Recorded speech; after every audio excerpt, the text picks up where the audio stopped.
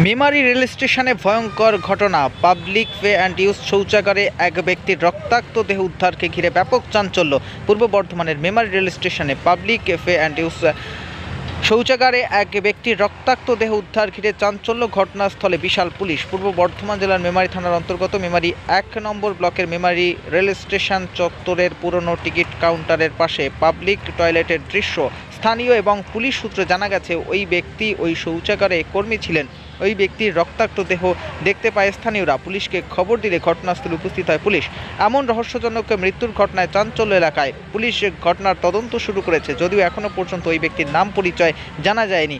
এমন ঘটনাকে কেন্দ্র করে ব্যাপক শোরগোল পড়েছে এলাকা জুড়ে।